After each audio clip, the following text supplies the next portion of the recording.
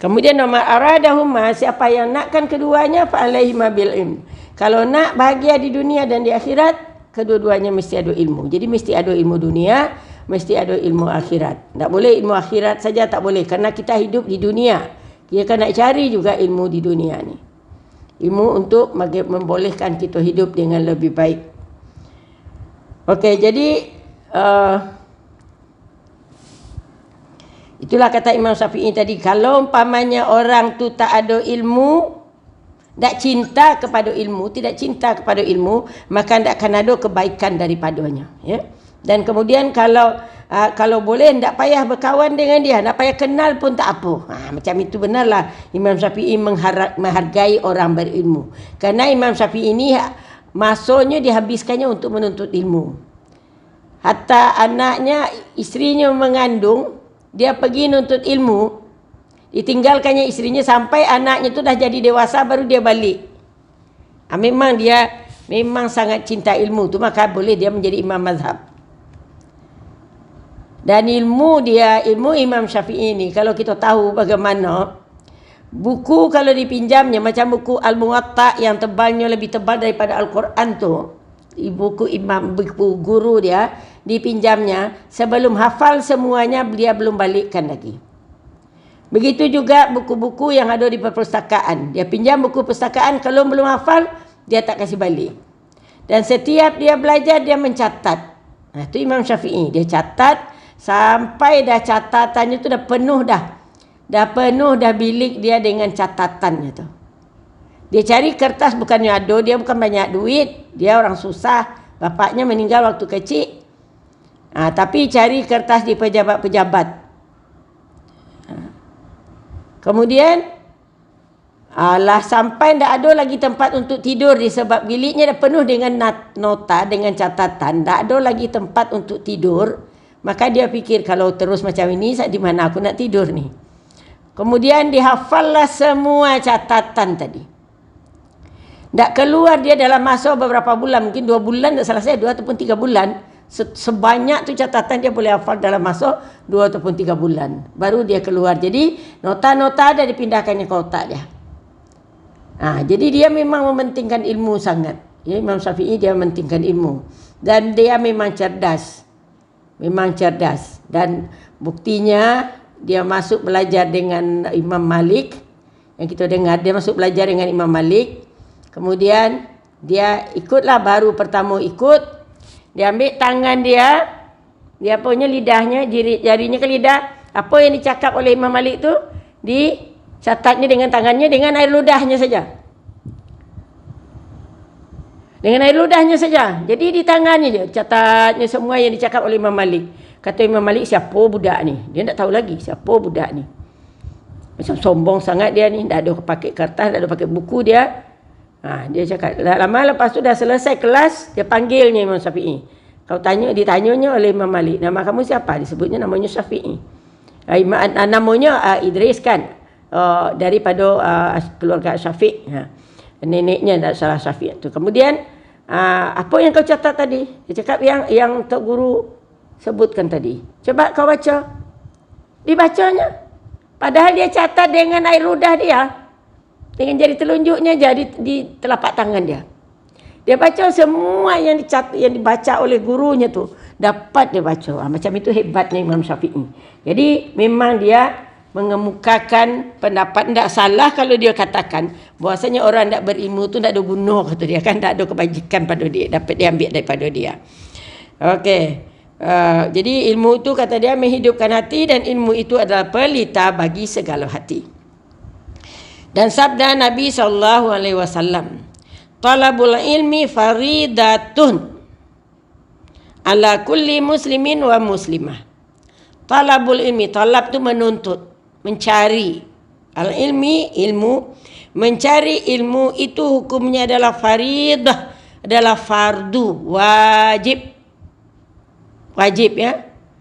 Wajib menuntut ilmu itu hukumnya adalah wajib bagi siapa?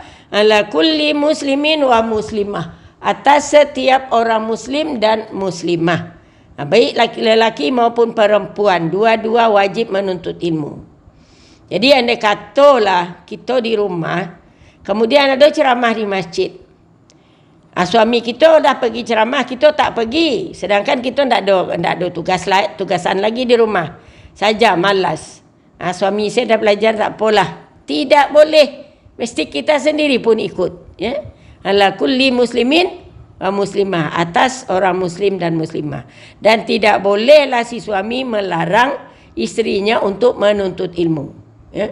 Kerana ini adalah kewajipan bagi setiap orang untuk mencari ilmu.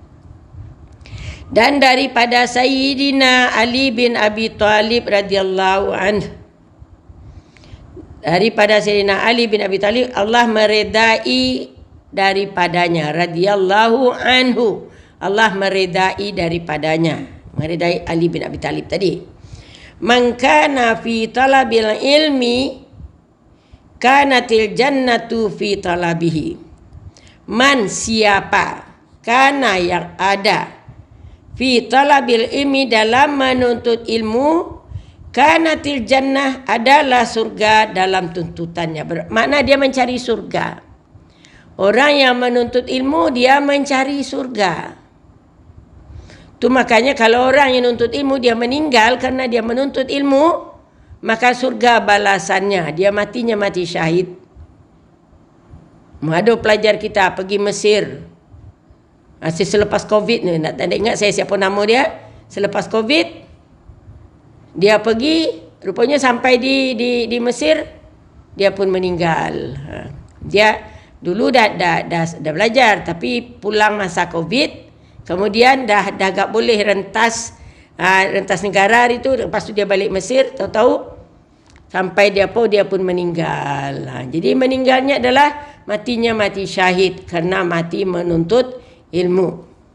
Jadi wa man kana fi talabil ma'siyah, sesiapa yang berjalan dia atau pergi dia dalam menuntut maksiat, mencari maksiat, kanatin naru fi talabih, maka bermakna dia mencari neraka di dalam tuntutannya. Artinya dia mencari neraka.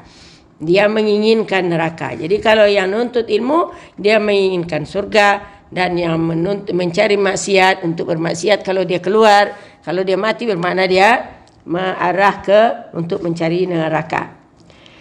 Dan sekalian barang yang datang warid pada memuji ilmu, yang dimaksud dengan ilmu tadi dan ulama tadi siapa? Sekalian datang warid, maknanya warid itu maknanya yang dimaksudkan pada memuji ilmu dan ulama tadi, ditanggungkan atas ilmu yang bermanfaat. Persyaratannya ilmunya adalah ilmu bermanfaat. Ya, ilmu yang bermanfaat. Kita dah tahu ciri-ciri ilmu bermanfaat. Ya. Dah dibincang di dalam Hidayatul Salikin. Dah dibincang, tak salah di sini pun ada juga apa ciri ilmu yang bermanfaat. Salah satunya adalah untuk mendekatkan diri kita kepada Allah. Boleh menambahkan kita rasa takut terhadap Allah, ya, boleh dekat, boleh merasa takut, kemudian boleh meyakinkan kita dalam ibadah kita, memperbetulkan ibadah kita. Banyaklah ciri-ciri dia yang kita dah belajar hari itu.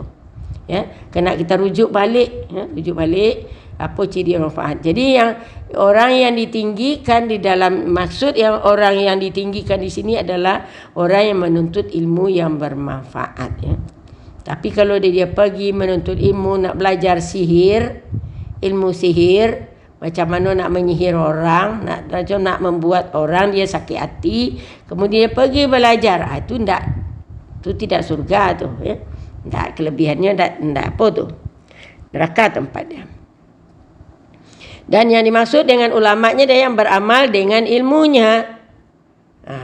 Sudah dia belajar ilmu, dia beramal dengan ilmunya.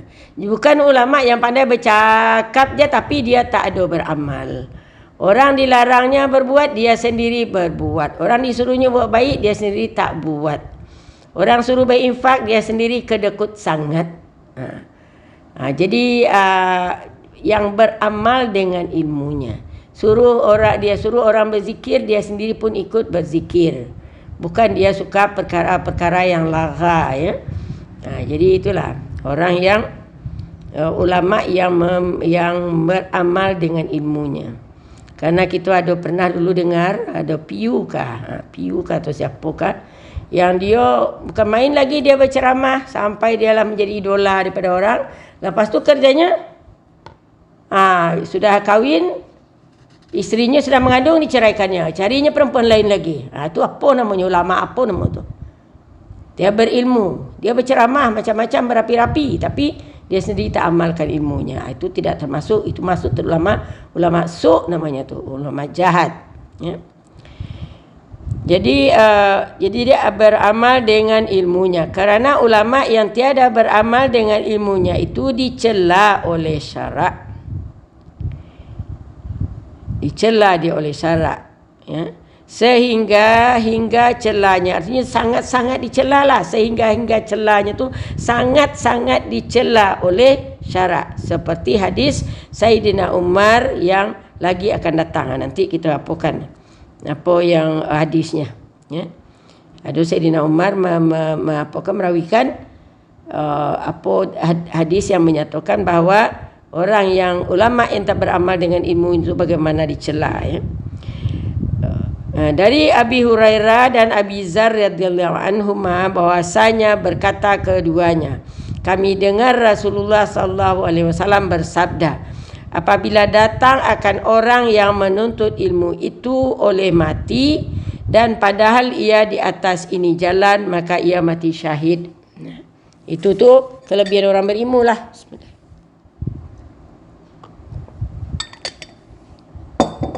Kelebihan orang yang menuntut ilmu. Orang yang menuntut ilmu, siapa yang berjalan untuk mencari ilmu tadi, kemudian dia mati di jalan, maka dia matinya adalah mati syahid. Itu kata sabda daripada Rasulullah. Hadis itu diriwayatkan oleh Abu Hurairah dan Abu Zar. Jadi kalau dia didatangi oleh mati, maka dia mati syahid. Jadi anda kata kita sedang belajar sekarang ni, tahu Allah panggil kita, maka dalam keadaan mati syahidlah kita. Kerana kita sedang menuntut ilmu. Dan memadailah ilmu itu kemuliaannya, bahwasanya tiap-tiap seorang mendakwa akan dia, dan memadailah jahil itu kejinya, bahwasanya mengingkari tiap-tiap seorang akan dia. Artinya kalau orang yang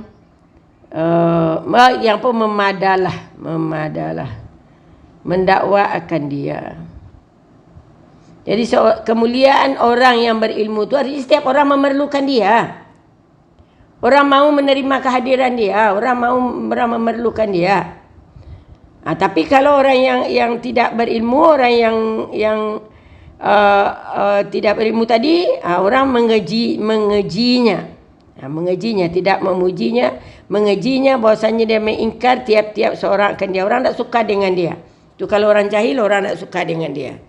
Kalau cakapnya pun jahil, orang tak suka dengan dia. Kerjanya jahil pun orang tak suka. Tapi kalau kerjanya menunjukkan dia berilmu, cakapnya menunjukkan dia berilmu, dia boleh memberi orang nasihat, maka orang suka dengan dia. Itu sekurang-kurangnya lah kemuliaan daripada orang yang berilmu. Tapi kalau cakap merapu je, orang sendiri pun tak suka dengar itu. Dan memadailah ilmu itu kemuliaannya, bahwasanya tiap seorang mendakwa akan dia, dan memadailah jahil itu kejinya, bahwasanya mengingkari tiap-tiap seorang akan dia. Artinya orang tak suka dengan dia, gitulah. Qala Nabi sallallahu alaihi wasallam li Ibni Mas'ud radhiyallahu anhu, berkata Nabi sallallahu alaihi wasallam, qala Nabi, berkata Nabi sallallahu alaihi wasallam, li ibni, kepada anak Mas'ud, Ibnu Mas'ud, ya, radhiyallahu anhu, yang Allah meredainya. Jadi inilah untuk sahabatnya, panggilan untuk sahabat. Bukan YB tapi radhiyallahu anhu, Allah menyukainya. Apa kata dia? Ya Ibni Mas'ud, kata Rasul kepada Ibnu Mas'ud, ya Ibna Mas'ud, wahai Ibnu Mas'ud, julusuka sa'atan fi majlisil ilmi, la tamassu qalaman wa la taktubu harfan, khairul laka min itqi alfi raqabah. Wahai Ibnu Mas'ud, julusuka, julus tu maknanya duduk. Julus, qiyam. Tu kan. Kalau qiyam berdiri, kalau julus duduk. Duduk engkau 1 saat. Jadi engkau duduk 1 saat fi majlisil ilmi, dalam majlis ilmu. La tamassu, kau tidak menyentuh pen. Wala taktubu harfan, dan kau pun tak tulis 1 huruf pun. Tapi kau duduk mendengar saja 1 saat, ya, kau dengar 1 saat tanpa mencatatnya, maka khairul laka, lebih baik bagi engkau, min itqi alfi raqabah, daripada memerdekakan 1000 raqabah, itu 1000 hamba abdi.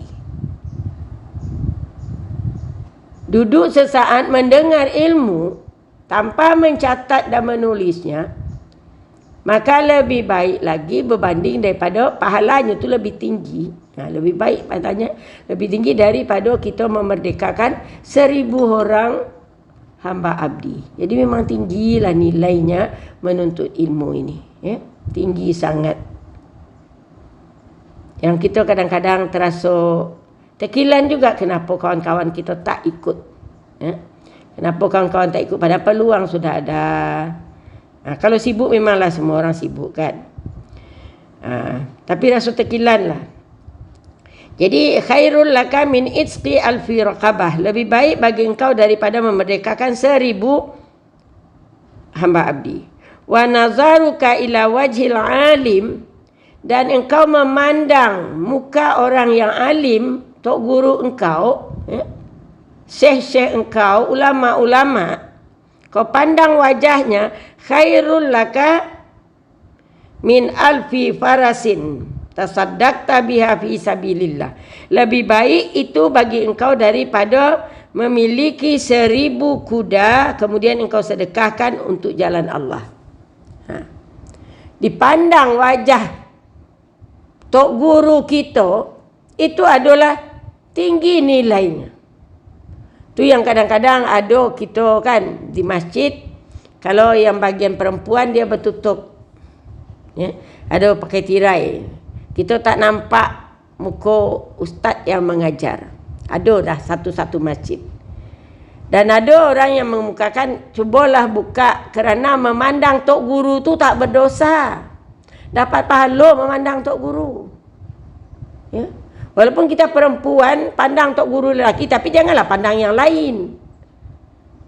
Pandang kagumi dengan ilmu dia, itu tu adalah kita berpahala. Lebih baik daripada 1000, katanya 1000 farash, iaitu 1000 kuda, kemudian kuda tu disedekahkan untuk jalan Allah, untuk berperang.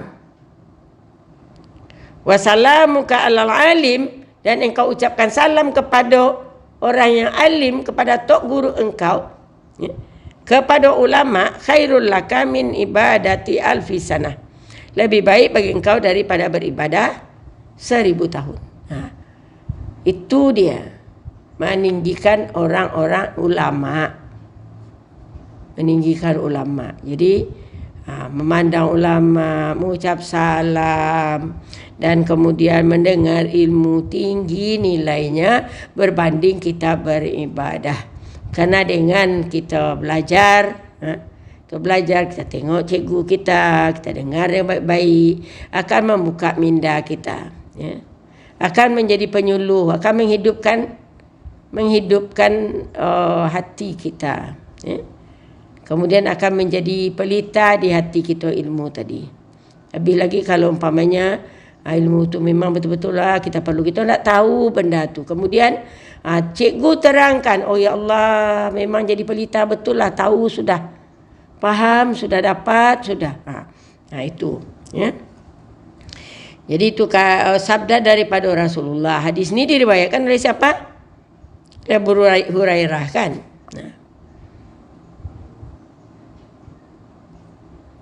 Ya, kepada Ibnu Mas'ud, ya. Daripada Abu Hurairah dan Abi Zar. Nama adalah ilmu kemuliaan. Okey. Kemudian dan diriwayatkan daripada Umar bin Khattab. Tadi itu riwayat daripada Ibnu Mas'ud. Sekarang daripada Umar bin Khattab. Ia berkata, aku dengar Rasulullah SAW bersabda, barang siapa yang berjalan ke halaqah orang alim. Halaqah itu pertemuan lah. Pertemuan ataupun pengajian. Selalu juga kita dengar kadang halaqah di TV Hijrah, TV 3. Ada halaqah. Patut kita dengar juga halaqah tu, ya. Siapa yang berjalan kepada halaqah orang alim adalah baginya dengan tiap-tiap langkah 100 kebajikan.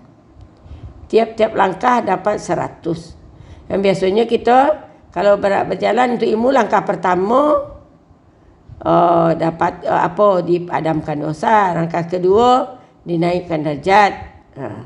Ini setiap langkah tu mengandung 100 kebajikan. Maka apabila duduk ia padanya dan mendengar ia akan barang yang dikatakannya, duduk di majlis itu, di halaqah tadi, kemudian dia dengar apa yang diucapkan tadi, baginya dengan tiap-tiap satu kalimah satu kebajikan. Kalau didengarnya, kalau berapa banyak cikgu tu bercakap, didengarnya, setiap kalimahnya tu dapat dia satu kebajikan. Cikgunya yang bercakap, dia yang dapat kebajikan. Saya teringat Ustaz Adi Dayat. Adi Dayat dia menerangkan, dia kalau dia mengajar dia suka pakai papan hitam, papan putih kan. Jadi dia yang memadam. Dia menulis, dia memadam, dia menerangkan. Lepas sekali tu sambil memadam tu dia cakap, saya yang memadam, kamu yang dapat pahala. Saya yang bercakap, kamu yang dapat pahala, kata dia. Saya yang berpeluh-peluh, kamu yang dapat pahala. Terdengarlah oleh murid dia. Ya kau Ustaz, biarlah kami padam. Ustaz, boleh kami dapat juga. Tak, katanya, saya pun dapat juga pahala tu, bukan kamu je dapat. Jadi maknanya gurunya bercakap, dia dapat pahala. Murid dapat pahala juga. Guru yang bercakap itu tentu dapat juga kan. Tapi itulah terbawa oleh orang yang mengajar tu. Kita terbawa dapat pahala. Setiap kalimah yang diucapkannya tu mengandungi satu kebajikan. Ingatlah berapa banyak kalimah yang diucapkan. Tapi jangan kalimah merapu-rapu lah kan. Kalimah yang betul yang diajarkan dapat satu kebajikan. Okey. Itu kata Umar bin Khattab. Dia rawikan hadis tadi tu, ya. Jadi Umar bin Khattab merawikan hadis, barang dia dengar Nabi SAW berkata, kata dia, Umar bin Khattab ni orangnya tak akan ada lah dia berbohong. Ya. Umar bin Khattab ni orangnya sangat warak, orangnya pemberani, warak, disiplin dan tak mau memakan benda yang syubhah tu memang tak boleh sama sekali. Itu Umar bin Khattab. Bagaimana perwatakan dia, tahulah kita. Jadi itu kata dia, aku dengar Rasulullah SAW berkata, orang yang barang siapa yang berjalan ke majlis ilmu, ke satu halaqah orang alim, maka setiap langkahnya berapa dapat? 1,000. Kemudian kalau dia duduk, setiap patah kata yang diucapkan oleh guru dia, dia dapat satu pahala. Okey, kemudian waqala sallallahu alaihi wasallam, dan berkata Nabi sallallahu alaihi wasallam, faqihun wahidun mutawarri'un asyaddu ala syaitani min alfi abidin mujtahid jahilin wara'.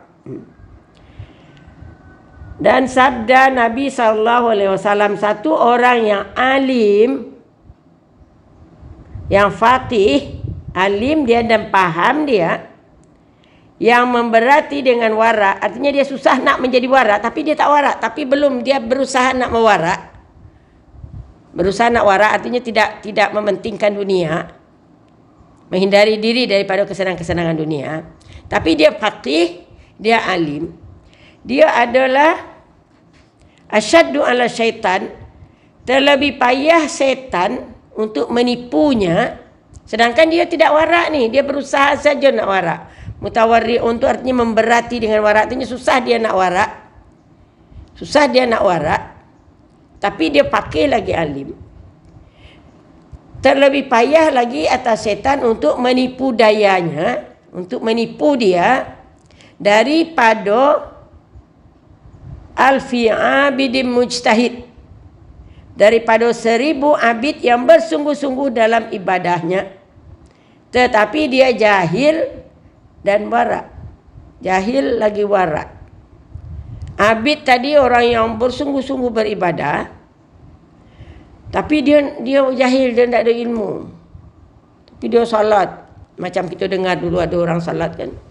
Dari pagi sampai petang dia salat. Sampai jumpalah dengan seorang ustazah. Acik salat apa ni? Dari tadi acik tak berhenti salat. Acik mengganti salat suami acik. Waktu hidup dulu suami acik tak salat. Jadi sayang dengan dia, kasihan dengan dia, acik ganti. Bolehkah kita mengganti salat suami kita? Tidak. Tidak boleh. Tak boleh kan? Tapi dia abid, dia beribadah, tapi tidak ada ilmu dalam ibadahnya tadi. Tak ada ilmu. Jadi penat dia beribadah. Kalau umpamanya salat dia yang dia ganti, yang dia qadakan salat dia yang dulu, boleh jadi ada baiknya kan? Atau dia buat salat sunat ini apa semua, tetapi mengganti salat suami. Salat tu adalah kewajipan fardu ain. Kalau puasa boleh tolong ganti. Tapi kalau salat tak boleh. Itu orang tak ada ilmu dalam ibadah dia. Dia salat, dia tak tahu cara apa yang membatalkan salat pun dia tak faham apa semua, tapi dia beribadah jahil. Mudah setan nak memperdayakan dia. Orang yang jahil beribadah walaupun 1000 tahun dia beribadah dan dia warak, dia tak pedulikan dunia ini, lebih mudah digoda oleh setan berbanding orang yang alim. Seorang yang alim yang dia tak warak tapi alim dan faham dia. Susah setan nak menggoda dia. Macam itulah perbandingan orang yang jahil dengan orang yang alim. Jadi jahil tu tak mau belajar. Kita tak tahu semua, kita memang berasal daripada tak tahu. Tapi kalau kita belajar, insya-Allah dapat juga sikit-sikit, faham juga. Belajar daripada cikgu ini, ustazah ini, ustaz ini, dengar di sini, faham juga kita banyak sedikitnya. Daripada kita betul lumus yang beribadah tetapi tidak ada ilmu. Ataupun umpamanya kita bersedekah, asyik bersedekah, tapi lepas bersedekah cerita dengan orang, saya sedekah macam itu tadi. Berbangga-bangga kita dengan sedekah kita. Kita beribadah tu tapi tidak ada ilmu. Sedangkan sebaik-baik sedekah itu adalah kita sembunyikan. Ya terang-terangan boleh, tetapi kalau kau sembunyikan itu adalah lebih baik. Lebih lagi kalau untuk menolong orang yang susah. Kalau menolong orang yang susah memang sebaiknya disembunyikan.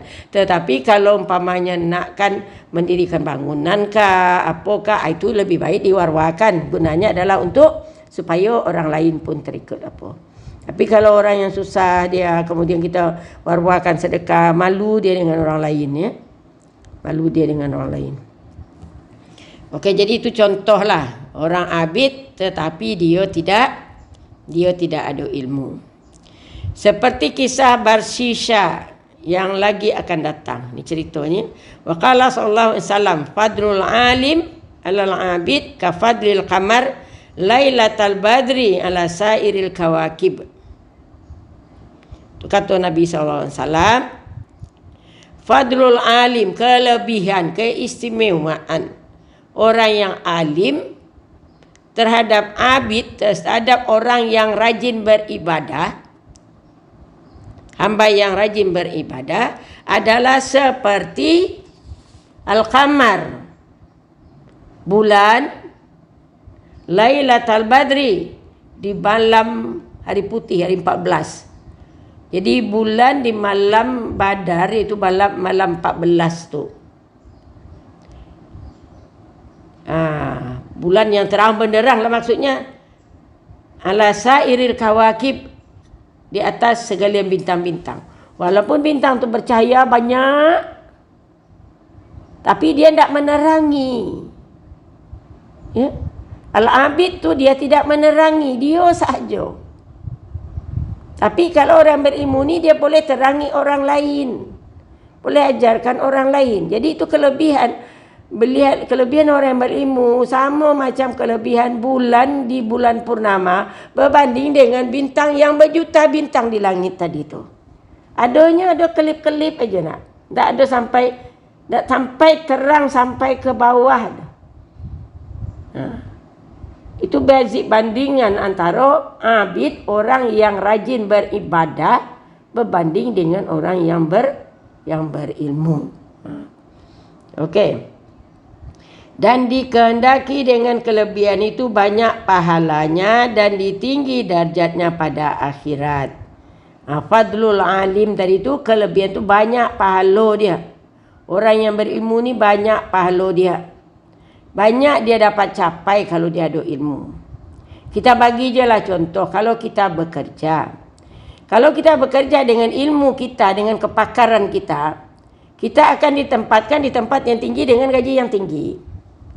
Tetapi kalau dengan tulang sekerat dua kerat kita, berapa kita dapat gaji? Walaupun kita dah bersusah payah bekerja daripada jam sekian sampai jam sekian, tapi kerja dengan tulang 4 kerat saja, kaki dan tangan saja, tak ada ilmu.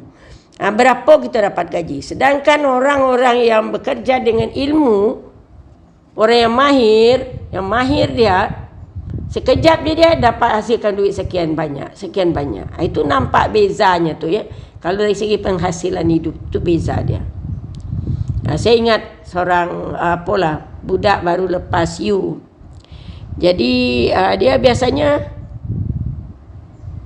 tak salah dia adalah buat satu kerja. Dia kerja pergi sementara dia mendapat kerja, dia kerja di kedai. Di kedai berapalah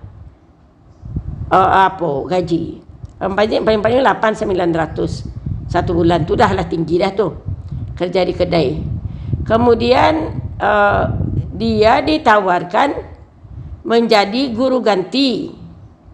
Jadi guru ganti di sekolah. Kalau jadi guru ganti, satu hari dapat berapa? Ataupun dia ngajar kafar sekejap, dapat tinggi. Dia cakap dengan banyak, mak, sedapnya lagi.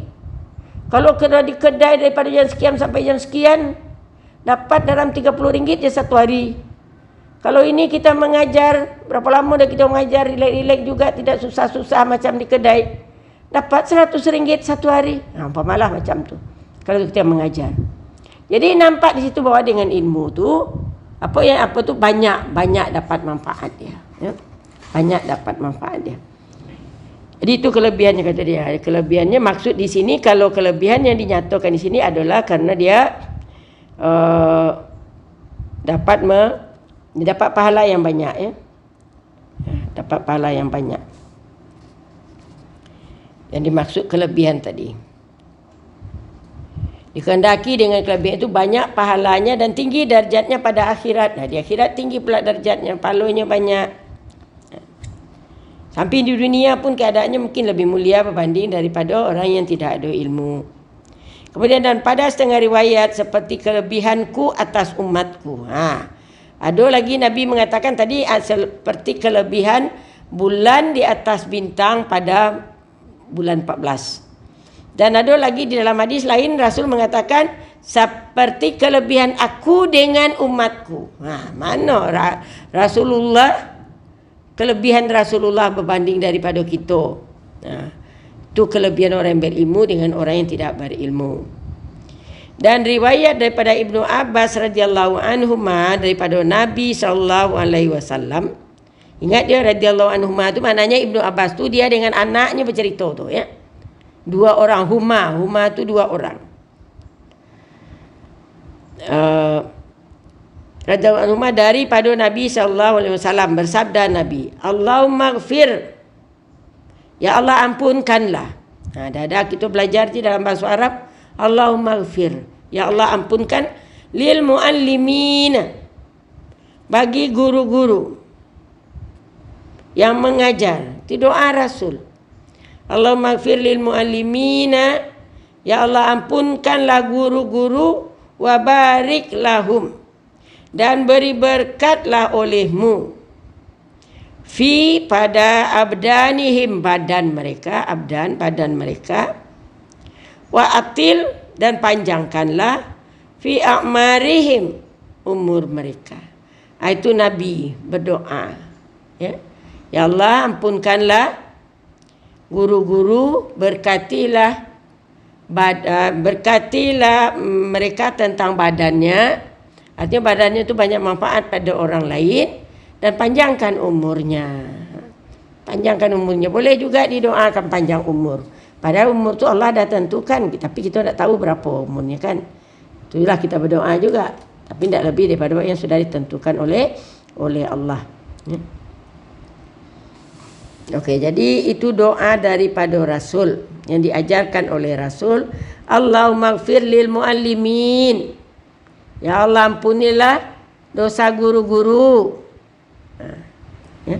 Ampunilah dosa guru-guru, wa barik lahum, dan beri berkatlah mereka, fi abdanihim, pada badan-badan mereka, wa atil, panjangkanlah, tala tu panjang, tul panjang, ya. Tala panjang juga, atil panjangkanlah, a'marihim, umur mereka. Jadi kalau panjang umur guru-guru, banyak juga manfaat dia, dapat juga dia mengajar. Bahkan sebenarnya ada seorang ustazah, dah berapa umurnya, dah salah saya, dia belajar di sekolah dulu tahun 50-an. Ada satu ustazah, kawan saya lah, bukan apalah, murid daripada ibu saya. Dia muridlah daripada ibu saya. Sekarang dia masih hidup lagi, namanya Nurlela, sama dengan nama ibu saya. Masih hidup dia lagi, selalu juga dia bagi-bagi tausiah kepada kawan-kawan, grup lah, pada grup alumni. Dia sekolah tahun 50-an, dia bersekolah di Dinia Puteri, ya, tempat saya sekolah. Tapi sampai sekarang masih lagi. Tapi beberapa bulan yang lalu dia macam kurang sihat lah, dia di hospital. Tapi dah berapa dah umur dia tu? Kalau tahun 50-an tu dia ada sekolah menengah, berapa dah umurnya sekarang? Dah salah saya mungkin dekat-dekat 90 lebih dah mungkin. Tetap juga dia boleh membagi-bagi tausiah, bertanya orang dengan dia, boleh juga dia jawab-jawab lagi lah. Kemudian itulah doa, ya, doa yang diapakan oleh Rasul supaya dipanjangkan umur orang yang mengajar, dan juga disihatkan badan mereka. Dan daripada Umamah, daripada Nabi SAW bersabda bahwasanya Allah Ta'ala dan malaikat dan ahli langit dan ahli bumi dan ikan di laut berselawat mereka itu, yakni minta ampun mereka itu atas orang yang mengajar akan manusia dengan kebajikannya. Jadi malaikat ni Allah, malaikat, ahli langit. Ahli langit tu siapa ahli langit? Bukan malaikat je, termasuk roh-roh lah. Roh, ya. Roh-roh orang yang sudah meninggal tu kan dibawa ke langit. Jadi ahli langit pun, mungkin ada lagi makhluk lain, wallahu alam, kita tak tahu. Jadi Allah, malaikat, ahli langit, kemudian ahli bumi, semua yang ada di bumi, ikan di laut pun berselawat. Apa selawatnya? Samping selawat kepada Nabi, dia adalah mohonkan keampunan untuk orang-orang yang mengajar, ya. Untuk orang yang mengajar akan manusia dengan kebajikan. Jadi bukan guru je, ya.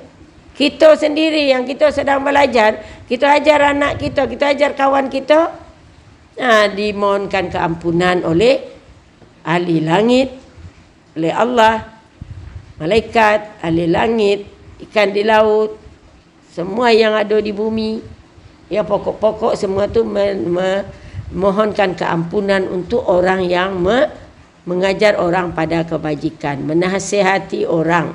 Itulah mengajar kebajikan lah tu.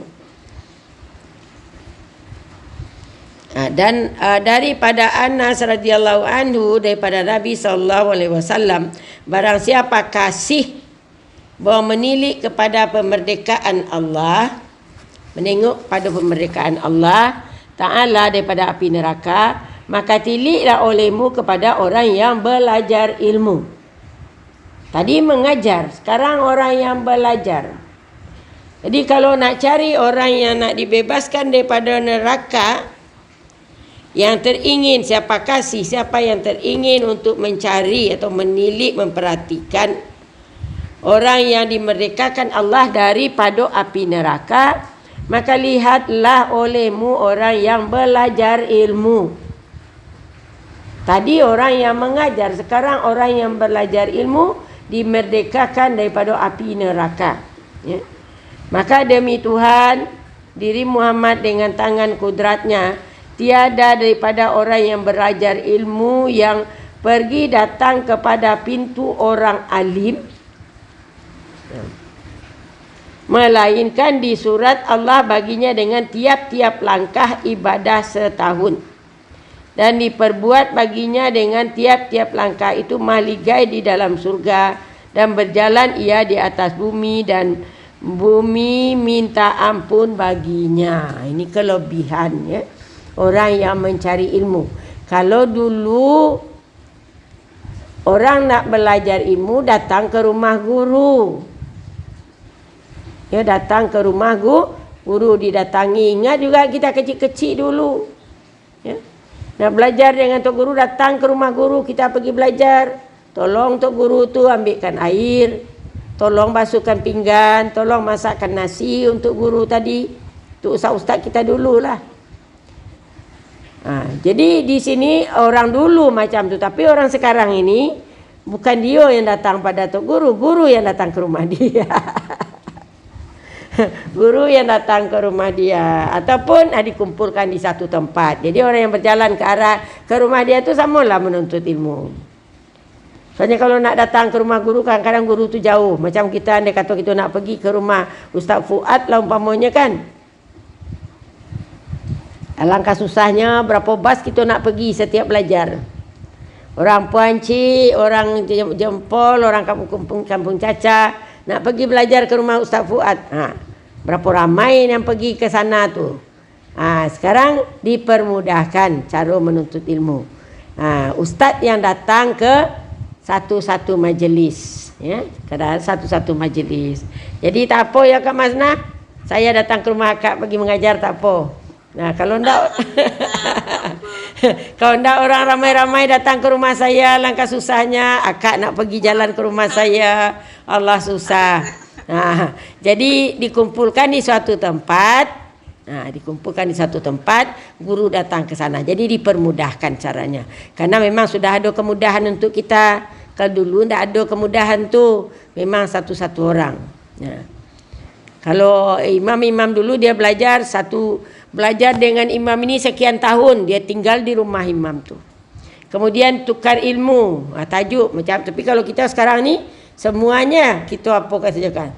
Dia nak ambil tajuk tauhid, umpamanya dia pergi ke pakar tauhid. Dia pergi belajar di sana sekian tahun.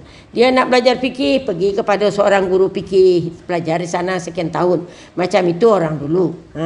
Tapi yang kita ni tak apalah, tapi tak pakar lah ya, seberapa je. Sikit saja ada ilmu tu, sikit saja ada. Nak adalah sama-sama lah kita.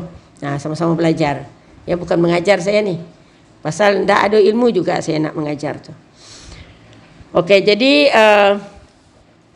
itu kata dia ya, tiap-tiap langkah itu akan dibagi 1 tahun, ya. Beribadah 1 tahun. Tiap langkah ibadah setahun, diperbuat pula untuknya tiap langkah itu mahligai di dalam surga, dan berjalan di atas bumi, dan bumi pun minta ampun baginya. Orang yang berjalan datang ke rumah Kak Mazna, orang yang berjalan datang ke masjid untuk pergi mendengar-dengar ceramah, maka setiap langkahnya tu dibuat mahligai oleh Allah di surga. Dan kemudian setiap langkah di samping mahligai itu kemudian penduduk bumi ini mohonkan keampunan kepadanya.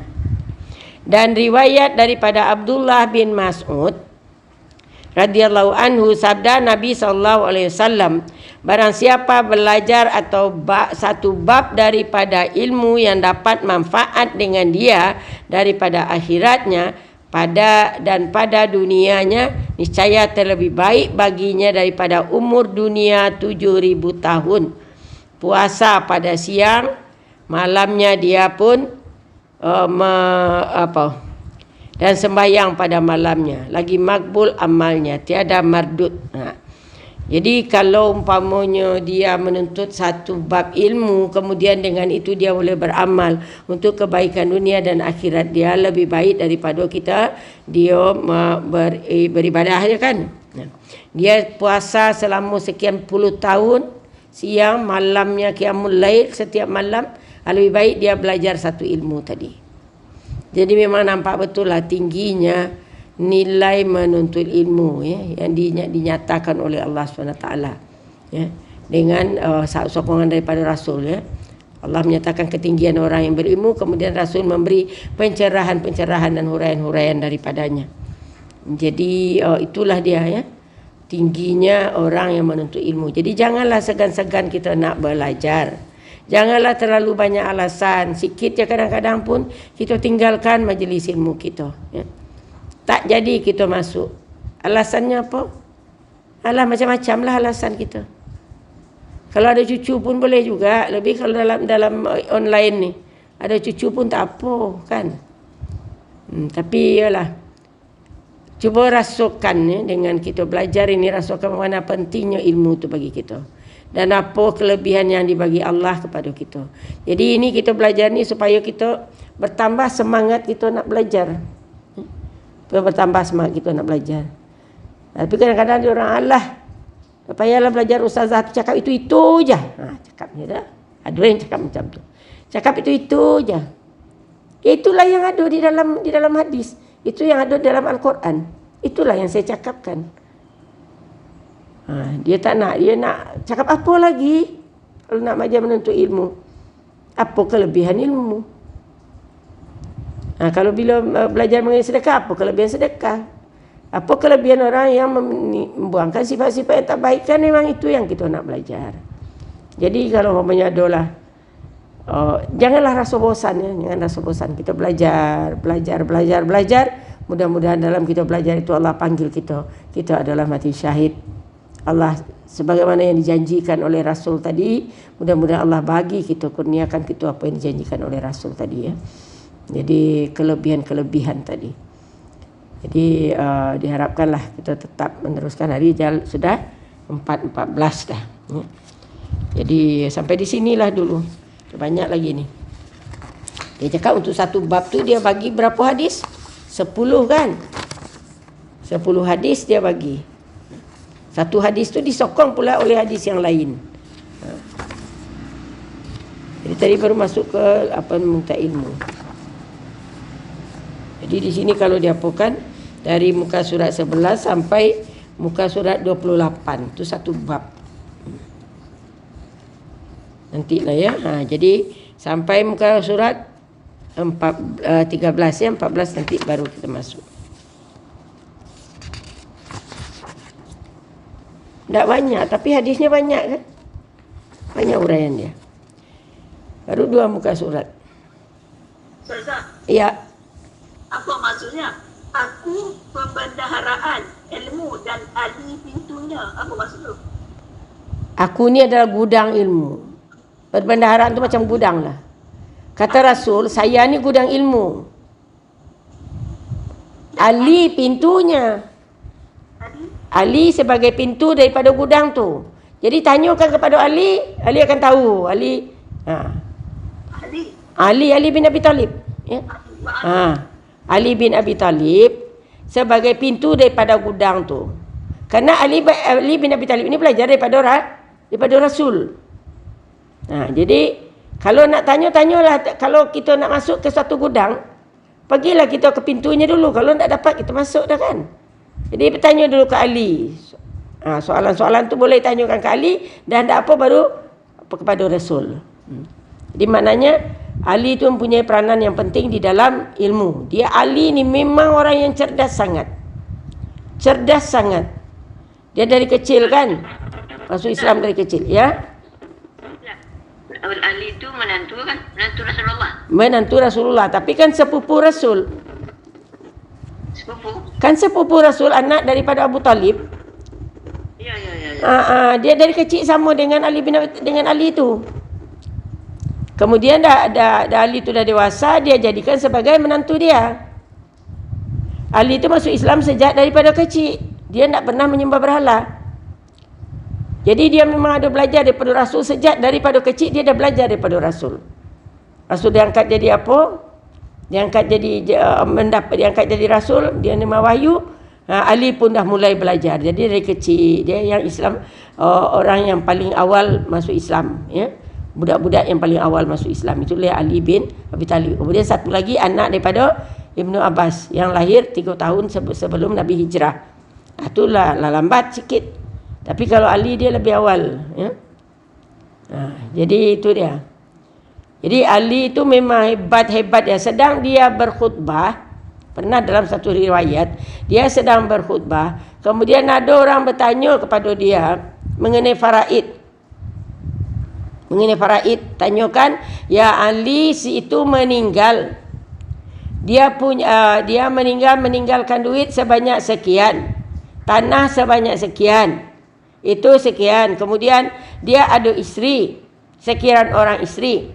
Kemudian ada bapaknya dan ibunya masih hidup. Anaknya sekian lelaki, sekian perempuan. Berapa bahagian untuk anak dia? Sekejap dia cakapkan untuk anak lelaki sekian, untuk anak perempuan sekian. Cepat otaknya tu memang hebat betul lah dalam mengira pun. Hebat sangat Ali bin Abi Talib.